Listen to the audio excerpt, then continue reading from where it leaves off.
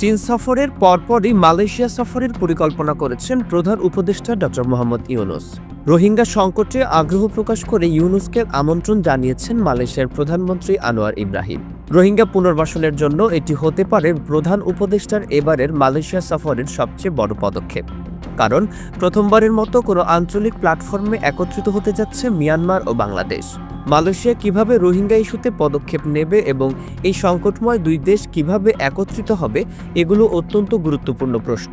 যদিও 271 কিলোমিটার সীমান্ত ভাগাভাগি করেছে বাংলাদেশ ও মিয়ানমার, তবুও এই দুই দেশের মধ্যে কৌশলগত দূরত্ব রয়েছে। বিমস্টেক ও আইওয়ার মতো কিছু আন্তর্জাতিক সংগঠনে উভয় দেশ সদস্য হলেও এখান থেকে সামরিক নিরাপত্তা সম্পর্কিত সমস্যা সমাধান সম্ভব নয়। একই সঙ্গে সার্ক ও আসিয়ান এই দুটি আলাদা সংগঠনের সাথে যুক্ত হওয়ায় রোহিঙ্গা সংকট মোকাবেলায় সীমাবদ্ধতা সৃষ্টি হয়েছে। এই পরিস্থিতি কাটানোর জন্য দক্ষিণ পূর্ব এশিয়ার সহযোগী সংগঠন আসিয়ান সদস্য হওয়ার উদ্যোগ নিয়েছে বাংলাদেশ। সম্প্রতি প্রধান উপদেষ্টার দেয়া ভাষণে জানা গেছে, মালয়েশিয়া সফরের মূল উদ্দেশ্য ছিল আসিয়ানের সদস্যপদ অর্জন। চলতি বছরের জানুয়ারিতে মালয়েশিয়া আসিয়ানের সভাপতিত্ব গ্রহণ করেছে, তাই বাংলাদেশকে সদস্যপদ দেওয়ার বিষয়ে মালয়েশিয়ার কাছে আবেদন করা হবে। এই আবেদনে বাংলাদেশকে সমর্থন জানিয়ে মালয়েশিয়ার প্রধানমন্ত্রী আনোয়ার ইব্রাহিম একই সাথে প্রধান উপদেষ্টা ড. মোহাম্মদ ইউনূসকে মালয়েশিয়া সফরের আমন্ত্রণ জানিয়ে বলেছেন, রোহিঙ্গা সমস্যার সমাধানে মালয়েশিয়া আন্তর্জাতিক সম্মেলন আয়োজন করবে।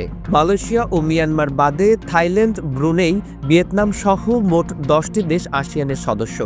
বাংলাদেশ আসিয়ানের সদস্য হলে শুধু এটি রোহিঙ্গা ইস্যুতে কাজ করবে না, বরং দক্ষিণ পূর্ব এশিয়ার অন্যান্য দেশগুলোর সাথে সম্পর্কের নতুন দ্বার উন্মোচন করবে।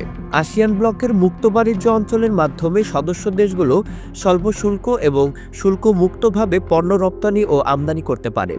সদস্য হলে বাংলাদেশও এই সুবিধা গ্রহণ করতে পারবে এবং বাংলাদেশে তৈরি পোশাক, ঔষধ, চামড়া, কৃষিপণ্য ও প্রযুক্তিপণ্য সহজে আসিয়ান বাজারে প্রবেশ করতে পারবে।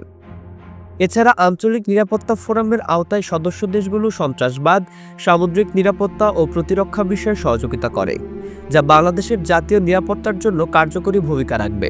আসিয়ানের সদস্যপদ বাংলাদেশে বিদেশি বিনিয়োগ বৃদ্ধির ক্ষেত্রেও সহায়ক হবে বলে মনে করেন বিশেষজ্ঞরা।